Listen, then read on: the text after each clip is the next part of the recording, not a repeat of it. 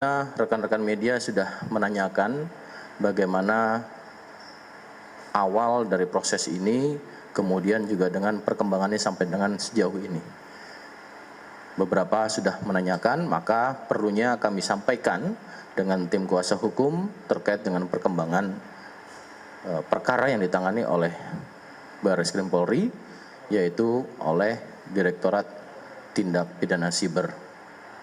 Rekan-rekan, untuk mendasari serangkaian kegiatan, baik itu dari mulai adanya laporan polisi, kemudian lidik, dan kemudian proses penyidikan. Diawali dari adanya dasar laporan polisi, nomor polisi LPB 1593 Romawi 2025 SPKT Barreskrim Polri, tertanggal pada 24 Maret 2025. Jadi ini dilaporkan sejak 24 Maret 2025. Kemudian surat perintah penyidikan, ya, artinya diawali dengan proses penyelidikan. Kemudian surat perintah penyidikan ini terhitung sejak tanggal 7 April 2025.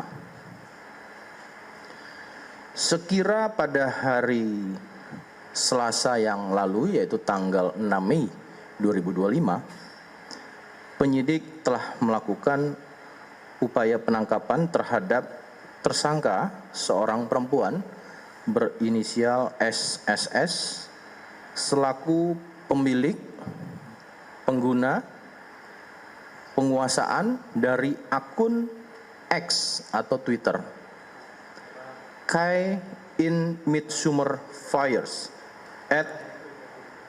@Ray Ayan Yami, yang merupakan mahasiswi dari salah satu perguruan tinggi di wilayah Jawa Barat, di mana atas dugaan melakukan tindak pidana sebagaimana yang sudah kami sampaikan di awal, adanya tindak pidana dugaan tindak pidana manipulasi atau menciptakan informasi atau dokumen elektronik yang seolah-olah merupakan data yang otentik dan atau memposting, mengunggah dokumen elektronik berupa gambar yang memiliki muatan terhadap yang melanggar kesusilaan.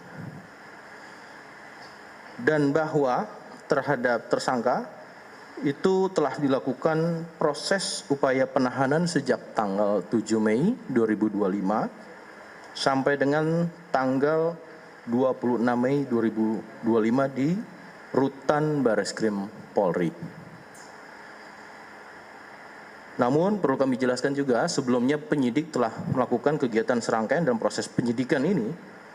Sebelumnya penyidik juga telah melakukan pemeriksaan terhadap 3 orang saksi, 5 orang untuk dimintai keterangan sebagai pendapat ahli, serta melakukan penyitaan terhadap barang bukti baik dari para saksi dan tersangka, dan telah dilakukan pemeriksaan digital forensik sehingga penyidik sudah menganggap cukup dan lengkap proses ini untuk dilakukan proses penyidikan.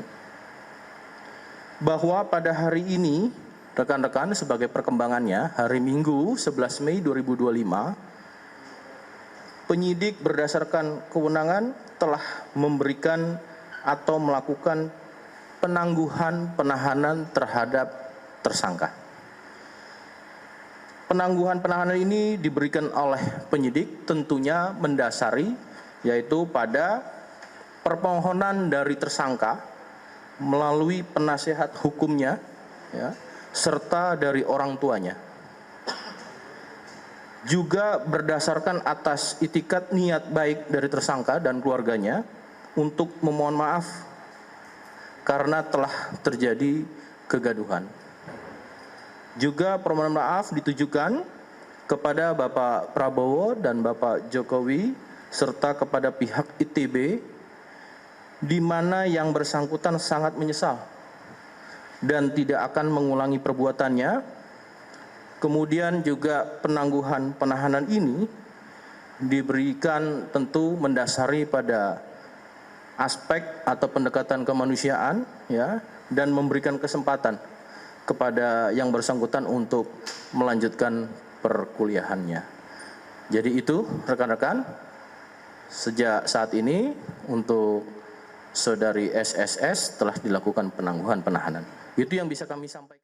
Mahasiswi Institut Teknologi Bandung ITB, berinisial SSS ditangkap karena mengunggah foto wajah Presiden Prabowo Subianto dengan Presiden ke-7 RI Joko Widodo, Jokowi, dengan maksud menjelekkannya, meme.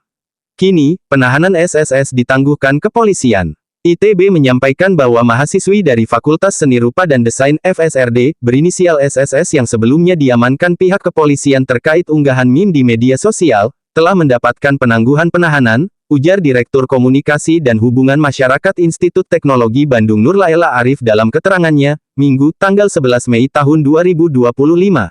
ITB berterima kasih kepada berbagai pihak, khususnya kepolisian terkait penangguhan penahanan ini. ITB akan melanjutkan proses pembinaan akademik dan karakter terhadap yang bersangkutan.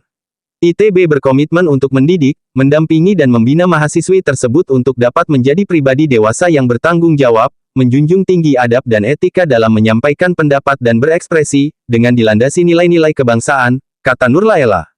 Sebagai bagian dari upaya edukatif, ITB akan memperkuat literasi digital, literasi hukum dan etika berkomunikasi di berbagai media, termasuk dengan penyelenggaraan diskusi terbuka, kuliah umum, dan program pembinaan yang melibatkan teman sebaya, pakar dan dosen. Hal ini diharapkan dapat memperkaya wawasan mahasiswa tentang kebebasan yang konstruktif dalam era digital. ITB mendorong seluruh sivitas akademika untuk menjadikan peristiwa ini sebagai refleksi bersama, bahwa kebebasan berekspresi adalah hak setiap warga negara, namun harus dijalankan dengan tanggung jawab, pemahaman hukum, serta penghormatan terhadap hak dan martabat orang lain, jelasnya. ITB, kata Nurlaela, terus melakukan segala upaya untuk terciptanya atmosfer akademik yang sehat dan berkualitas, tetap memberi ruang bagi kebebasan berkumpul, berpendapat dan berekspresi, melakukan kajian kritis tetap sopan,